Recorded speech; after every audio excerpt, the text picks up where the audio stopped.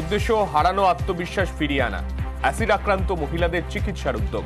নারী দিবস থেকে শুরু হওয়া এই কাজে যুক্ত হয়েছেন অভিনেত্রী প্রিয়াঙ্কা সরকার, সঙ্গীত শিল্পী পৌশালী বন্দ্যোপাধ্যায়, চিকিৎসক বিশ্বজিৎ পণ্ডা, কৃষ্ণকলি চট্টোপাধ্যায় সহ অন্যান্যরা।